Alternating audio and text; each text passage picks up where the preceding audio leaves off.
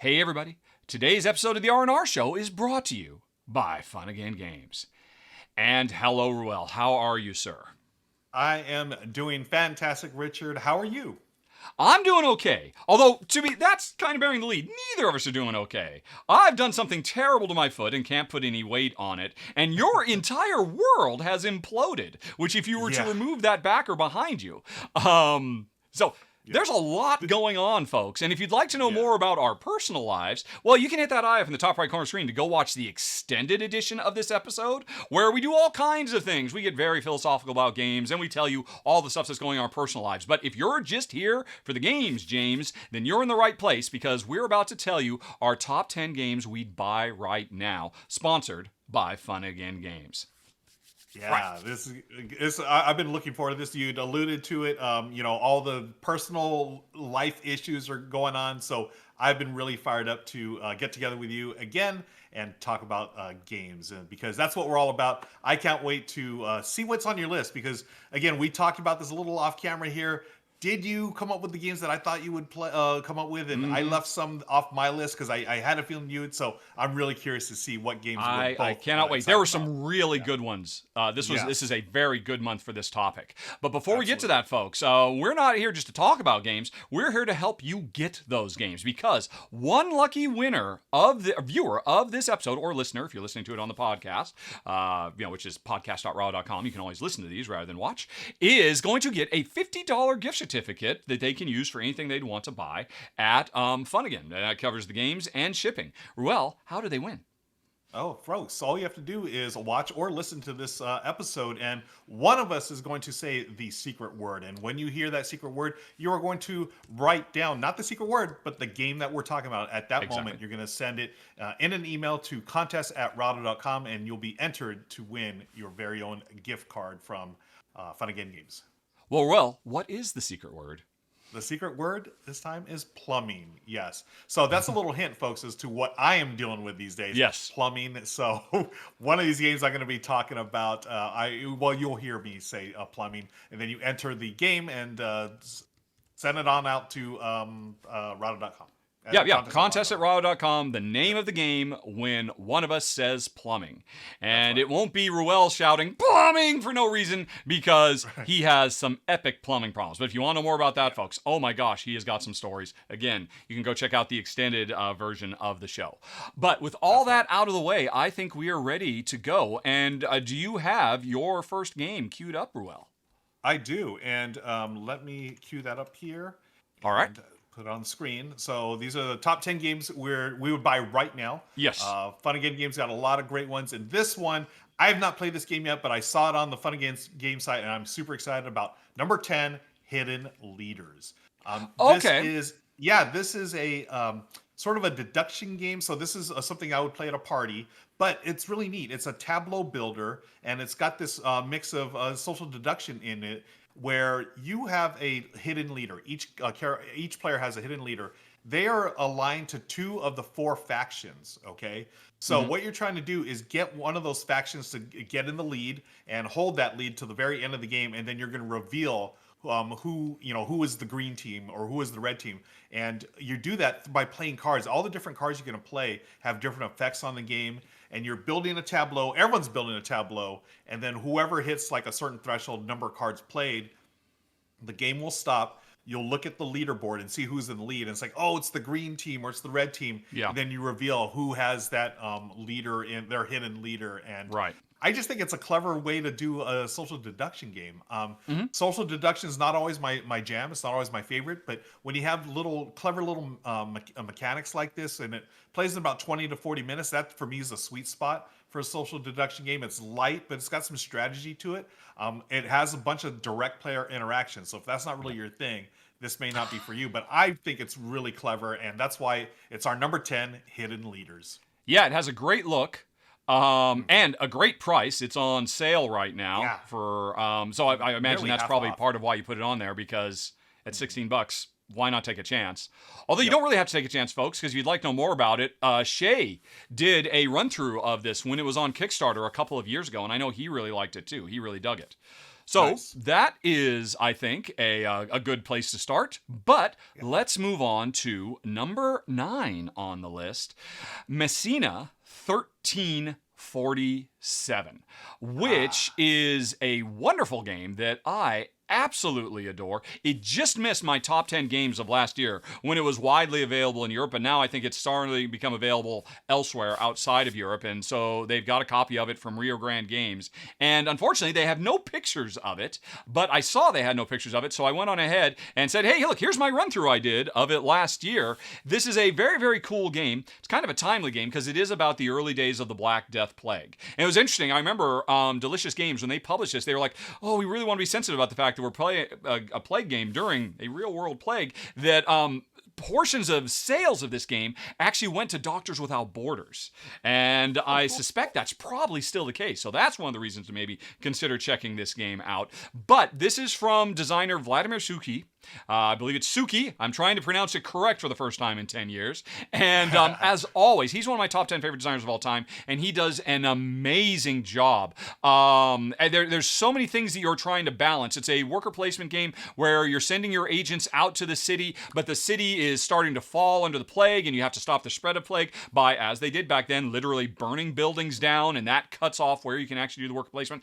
But the thing that really attracts me to this game is its fundamental message is people helping people, because what you're really trying to do is save people from the plague-ridden village, bring them out to your estate, and allow them to help you save more people, because you have your own player board that is literally an engine devoted to, hey, the people I've saved, I can put them to work over here so I can get more resources so we can go back into the city and save even more lives. And I love that, this kind of communal spirit to the game. It was a very, very sharp, very heavy, and crunchy game from one of my favorite designers of all time, and it's now a bit more widely available. Number 9, Messina 1347. Another reason it's fresh in my mind is because just the other day I played this year's game coming from Delicious and Vladimir Sushi, which is called Woodcraft. And oh my gosh, Woodcraft, you'll be able to see a run through. I'm putting that up, I think, next week. It's fantastic. Jen gave it a rare 5 stars. That's how much we love the designs. I mean, Jen gives like maybe 3 or 4 5-star ratings a year. And so, yeah, for her, Woodcraft is an early odds-on favorite for favorite game of the year. But last year, Messina 1347 was fantastic as well, which is why it's number 9 on the list. I need to play this game. I love, so Vladimir Suchi's other game that has a word and a number, Pulsar 2849. I love that game. Yes, that is an amazing title as well. Yeah. The man can't design a bad game. And the interesting, Messina and the new one, Woodcraft, he is for the first time working with co-designers. And I think it's really great that, it's making him branch out and, bring new, fresh blood into the industry. So it's all fantastic. And you can check out my run-through of Messina 1347 if you want to see a little bit more about what makes this game so much fun and special. Awesome. Cool. All right, what's next? Let's move on. That's a great choice. Let's move on to our number 8 on our list of games we buy right now. Okay. Number 8 is a favorite of mine, Las Vegas Royale. Mm-hmm. Yes. Las Vegas Royale is a wonderful game. Now, if you've played, there's an original game called Las Vegas, and this is a Rudiger Dorn game. We're big fans of Dorn here on the channel.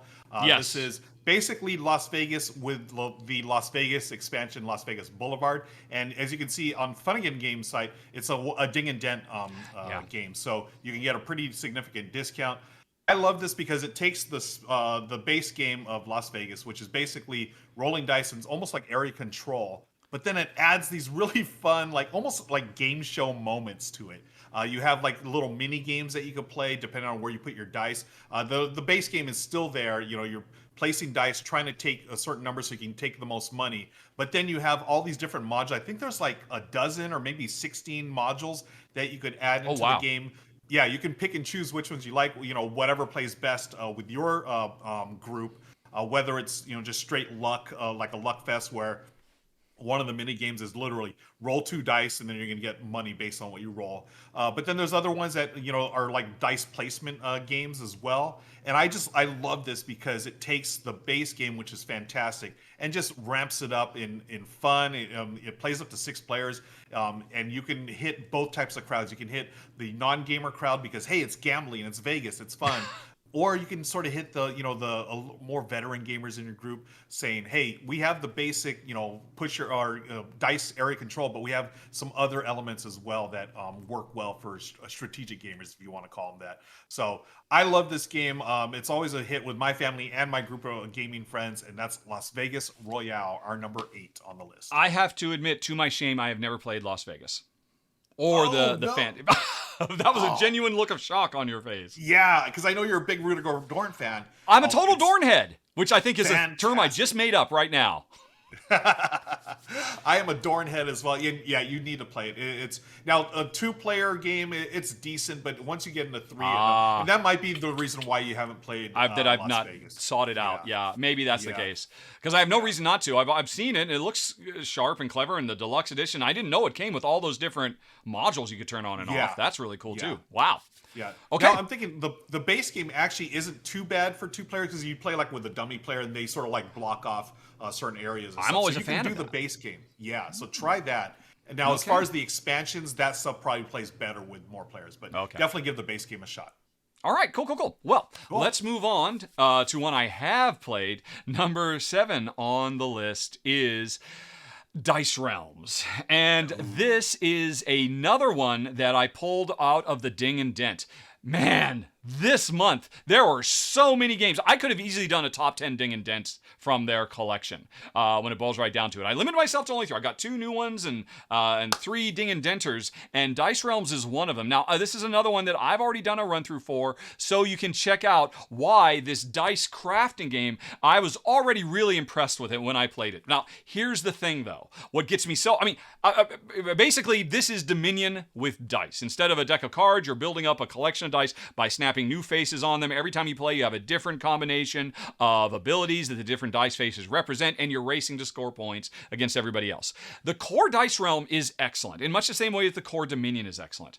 But I recently discovered, and you might not know this, that designer Tom Lehman has put out official solo and co-op rules for the game. Okay. Did you know about that? I did not know about that. I just found out a few days ago, and I am thinking next month, one of the things I do for backers of the show, I do the Rahdo Recluse show every month where I do a solo game by myself. I think I might be playing this solo or co-op next month to check it out, because the competitive game was already fantastic, but the solo rules brings in like this concept of invaders that players are working together to fight off. Kind of has maybe a Troyes vibe to it, or an Orleans Invader vibe. So the core game was already great, and a lot of people complained about the high price cost of this game, because as you can see in the picture, it comes with a bajillion pieces. But hey, if you want a lower cost one, go get the Ding and Dent version, which is available at Fun Again Games. So that is number 7, Dice Realms, especially because of its new solo and co-op modes. Ooh. Yeah, that is cool to hear. And this one, I'm really excited. I have not been able to play this yet. I know you've raved about it before, and the solo and the co-op mode, I'm fully interested in that. I love the game Dice Forge. That was like the really sort of gateway-ish, dice, or you change the face of dice. This is the one that I'm really interested in. This is Dice Forge. Dice Forge was, like you said, was a nice gateway family game. Dice Realms kicks it up a notch and makes it more of a gamer geek friendly game with just real tons of depth that can come. And hidden depth too. Really sharp game. Folks can watch my run through to see more about it. Okay. Awesome. By the way, did you ever have a video for Las Vegas on your channel? That's a great question. I'll have to search that out. If there is one, folks, you'll find a link for it down in the show note, because did you know this man live streams games every week, every day, except for recently, for reasons that I won't say because of secret words and stuff like that. But he also has a YouTube channel where all his live streams are archived. It's absolutely great. You will see thousands of hours of him and his wife, and his family and friends playing games. Great stuff on the Ruel Gaviola channel. So definitely check it out, folks. And if you've done so many, you don't remember if you covered Las Vegas, but if you have, there'll be a link for it down in the show notes. Thank you for that. Yes, folks, come on over. We have a great time, and we'd have love to have you over there on the channel and hanging out and chat and watching games. But let's talk about another game that we would buy this right now. Talking about solo games, this is one of my favorite solo games of all time, Friday by Friedman Freese. What is it like? Is it just a thing? All his games start with F. Is that just yes, it is. That okay. in both English and in German, he does That's so the same interesting to trick, me, yeah. which is tricky. So in I yeah, guess there's a lot more F words in German than there is in English, but he's always looking for yeah. ways to do it. That's so interesting to me. But Friday, or in German, I believe is Freitag. Is that right? Freitag, yes, Freitag? yep. Yeah. This is a solo game. It's a deck building game, and this one, when I played it for the first time years ago, I was blown away. I had no idea something like this existed. You play as Friday, the helper, I guess, friend Yeah. of Robinson Crusoe. Robinson Crusoe's been shipwrecked, and it's your job to help him and his stupidity, survive hazards and whatnot. And you start with these weak cards, and you're trying to strengthen Friday by playing cards and Or cards. strengthen Robinson. You already know your way around. Yeah, you're right. Robinson is Friday. the idiot. Yeah, exactly. He's the idiot.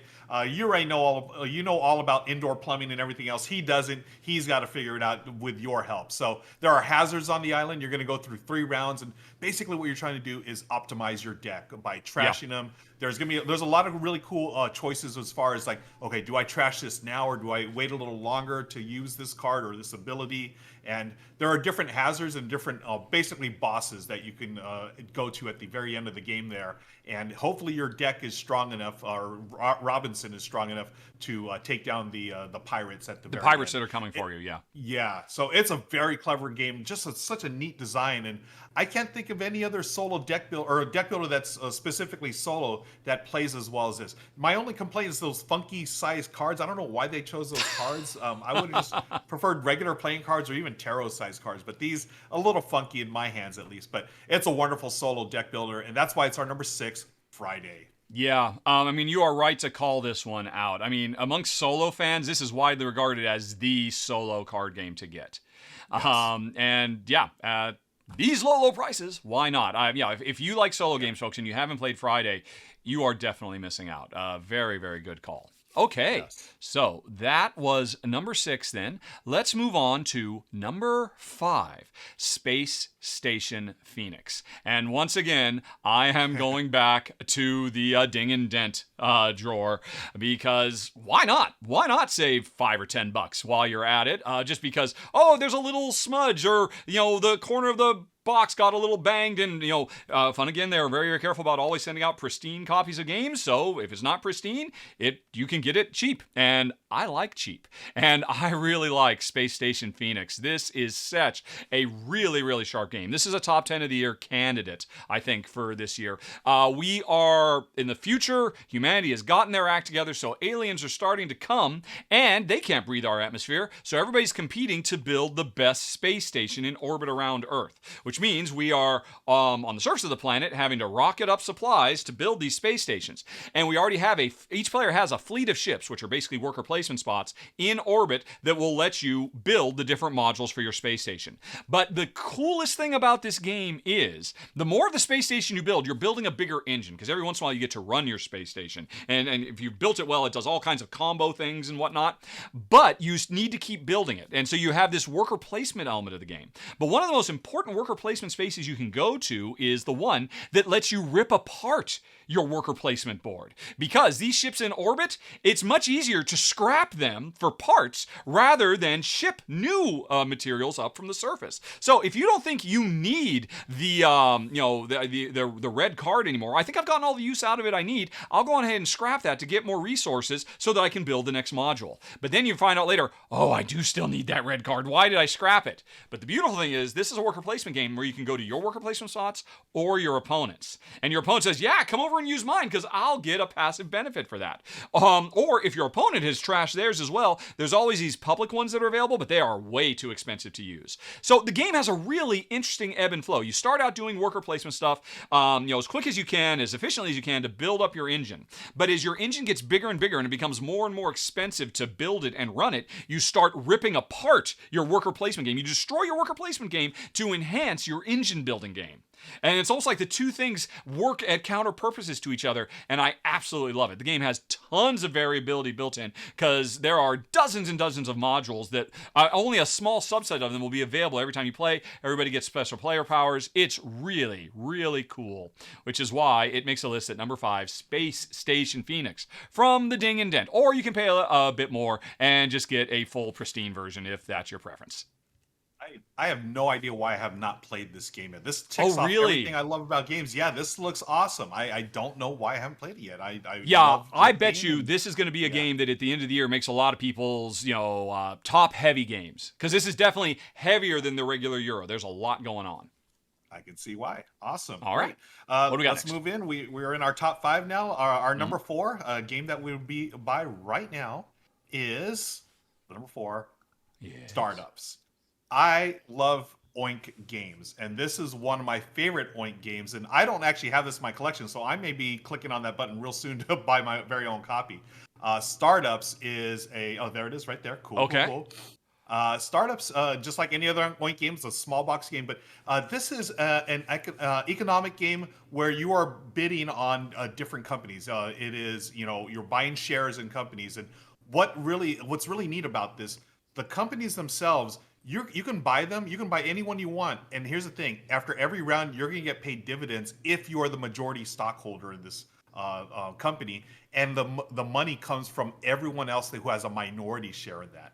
So there's like this really neat push and pull. Like, I want to be the person who owns the most stock. But then whoever owns the most stock, people are going to try to get rid of theirs because they don't want to pay you. So it's this really neat push and pull, and you're going to be drawing every turn. It's really simple. You draw a card from either blind off the deck or from the open market. Now, the open market has this really cool sort of like no thanks element. So anytime anyone passes on those cards, you're going to add money on there. So sometimes you want to take those from the market, get extra money, and it's so much fun. And the shares go back and forth. It's fast and furious, and maybe takes like 25 minutes or so. For a shareholder game, I love it. I want to shout out my friend Jonathan from the Geek Dad. He taught this to me and my wife Michelle a few years ago. Oh, it plays so well. And just like any other Oink game, it's got super cute art. Look, the Hippo Power Tech company. It's also got, like a Starbucks style coffee shop and giraffe beer. Yeah, giraffe beer. It's wonderful. Such a clever little game. Just like any other Oink game, folks. The rules are super simple to learn, and then you're surprised by the depth of the game. They also do games like Deep Sea Adventure and Fake Artist Goes to New York. I feel like everything from Oink games is a hit with me. That's why it's our number 4, Startups. Wow. I have another shocking announcement to make. I have never played an Oink Games game. Wait, really? No? It's just never come up. I've never been in a situation. I mean, I used to have the chance to get them at Essen, but I know they always sell out super fast. I mean, there is such a ardent, die-hard fan base for everything Oink does, and I've heard nothing but great things about everything they do. Their presentation, their graphic design, and their gameplay. Now, let me ask you this. You have played it. How do you think it would work as a 2-player game? Shares, stock buying games are generally not the greatest at 2. Yeah, and that is, I believe this is 3 minimum. And there you go then. Yeah, it's 3 minimum. Yeah. Now there are other games you can totally play, like Deep Sea Adventure. That's 2 or 2. And that's been on my must-play list for years now. Wonderful. It looks so nice. Game. That little submarine sim. It's clever. Yeah. Oink games they're always a hit with me. So number 4, Startups. Okay, excellent choice. Boy, I want to play that someday with you, quite frankly. Absolutely. But let's move on to number 3, one I have played, and hopefully this will garner the well wishes of the audience once more when I say, folks, if you haven't tried it yet, you have to seek out Viticulture World. Which, honestly, I am betting money this would have been on your list, Ruel, except you knew it was going to be on my list. Is that right? It was the number 1. I figured for sure it would be on your list. Yep. Okay, it is fantastic. Viticulture, of course, is widely regarded as one of the premier worker placement games. It's one of the highest ranked ones on Board Game Geek, in the geek rankings and all of that. And it's a competitive game of viticulture, of running a vineyard and trying to make the best wines, growing the grapes, harvesting the grapes, crushing the grapes, selling the wines, etc., etc. And it's a great game. I do not deny it. But what Viticulture Worlds does is it turns it into a cooperative game. And oh my gosh, it is so much better as a cooperative game, as far as I'm concerned, than it ever was as a competitive game. And in fact, as far as I'm concerned, my long-standing problems with Viticulture are rectified and addressed with Viticulture World. Because not everybody agrees, but, designer Jamie Stegmaier of Stonemaier Games, he loves his crazy swingy cards, right? He just loves cards. Oh, this is an amazing card. Or, oh, I drew a card and it's crap because it's in the game and I took a chance and you got a lucky and got a card and I didn't. In a co-op game, those kinds of issues go away because if somebody goes digging and they don't get something good, that hurts everybody around the table. So we have communal misery rather than competitive misery, which always kind of stuck in my craw.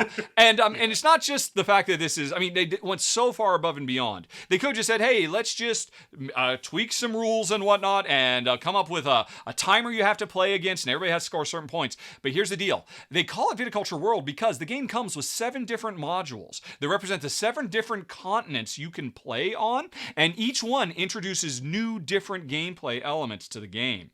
Whether it's unique player powers or engine building type stuff, all kinds of things. And so the game comes with so much flexibility and variety built in now. It's a great solo game. It's a wonderful co-op game. And for Viticulture fans, if you're looking at the screen, you might say, wait a minute, that does not look like Viticulture at all. It's because it comes with a completely new modular board. And this is it would be impossible for me to go back and play regular Viticulture now without having this, because every time you play, as you're going through the game, you unlock different modules that will change the function of all the buildings. And it will evolve in a unique way every time you play, multiplied by all the different continents you could be playing on. Just gives so much flexibility and variety. I am absolutely gobsmacked.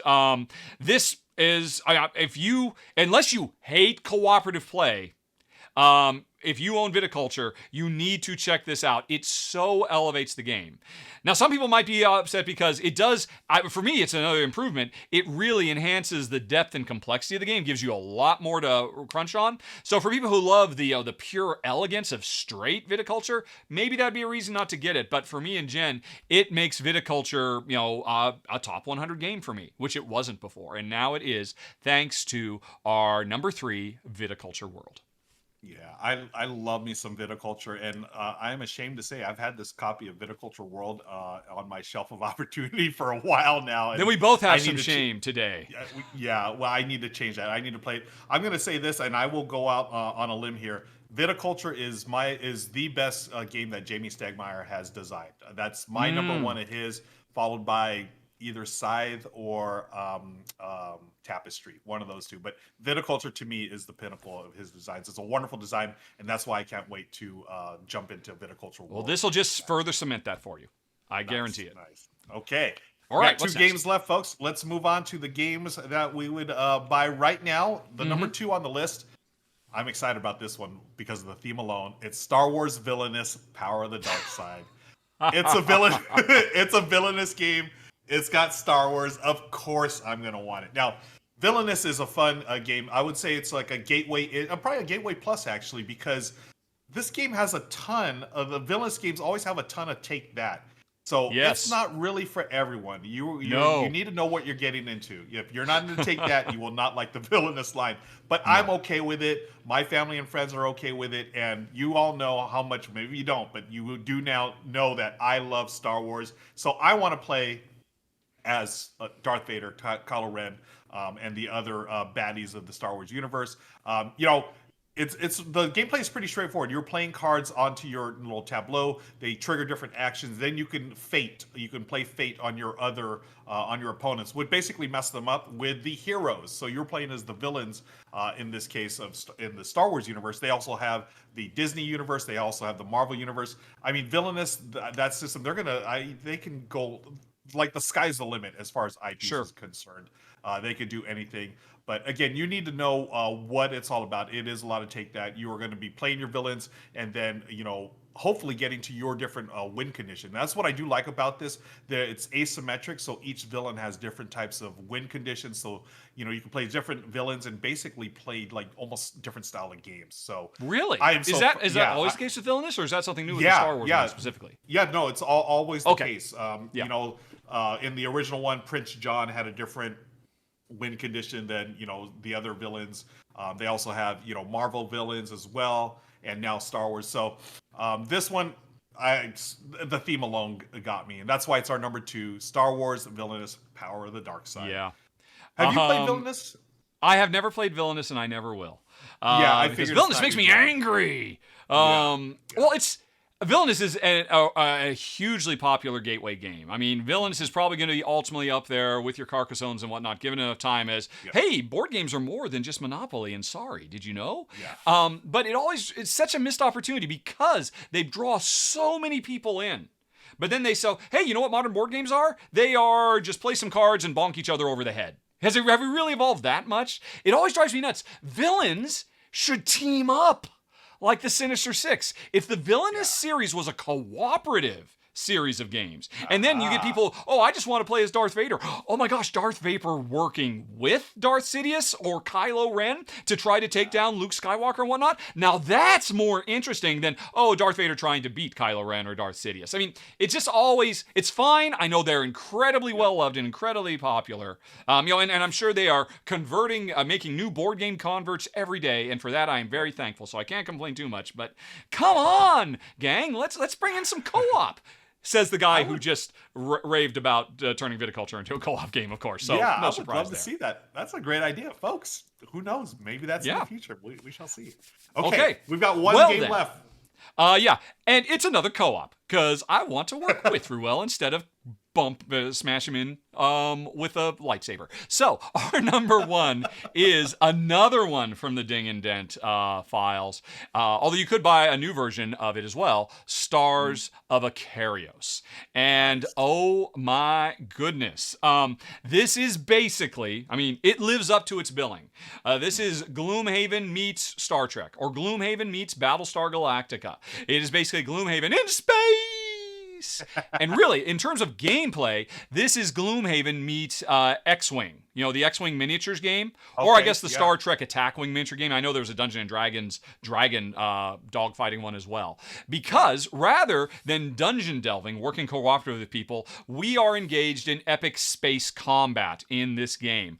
Trying to swoop around and, get behind all the enemy ships and light them up. And it has so much in common with the overall structure of Gloomhaven. The way we go through an epic campaign and we level up our characters and our ships throughout. And when we start playing in Gloomhaven, every turn you pick 2 cards and do an action on one and an action on the other. And it's a very crunchy strategic game. The big difference here is instead of playing cards to activate our ships in space combat, we roll dice. And these dice are full of unique faces that we could then program our ship for what to do. So, I really need to bank around to the right and then try to avoid that asteroid belt I'm heading towards so that I can get behind the enemy cruiser, and because their shields are down now because you disabled their shields on the last round, so I gotta take advantage of that now. Oh crap, the dice didn't work.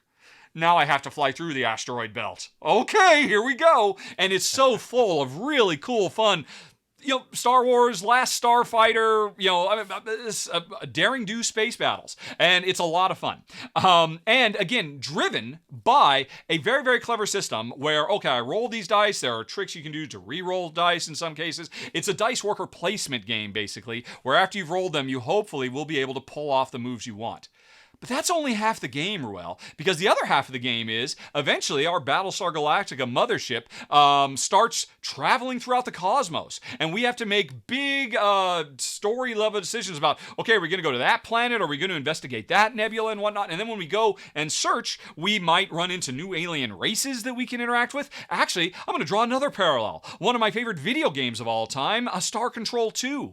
If you want Star Control 2, the board game, you might want to check out Stars of Akarios, because it really captures that feel of, brave new worlds, we're exploring all over the place. And if all that weren't enough, occasionally when you're exploring the galaxy, you end up on planets not where you will engage in a dogfight up in the upper atmosphere, but instead you will actually travel down to the surface, and then you have a 7th continent style exploration adventure game where your characters get out of their ships and start walking around and using their personal abilities rather than their ship abilities. So the game just has so so much in this box. It is a big box, which is why it's nice. You can get it for a bit of a savings if you go for the ding and dent option. But I am absolutely blown away. Now, I should say, as you mentioned earlier, I have only played this solo so far. I've played it for about 10 hours solo now and just loved it. My wife was gone when I was playing it. She is back now. I haven't gotten a chance to get it to the table with her, but I look forward to it because we both love Gloomhaven so much, and I suspect this will be our new Gloomhaven fix, at least until Frosthaven comes out. But man, yeah, as a guy who has occasionally appeared on our show dressed as a Wookiee, I think you are gonna love Stars of Akarios, our number one. Yeah, it just one word sums up epic, and I can't wait to try it out. This looks amazing. So, yep. Great choice for number one. That's the way to go out on with a bang. Yeah, a big one, a big space bang. Yeah. Okay, yes. Folks, and that was it. Were you paying attention? Did one of us say the secret word, plumbing? If so, you know what to do. It says it right there at the bottom of the screen. Send an email to contest@rahdo.com. What game was it?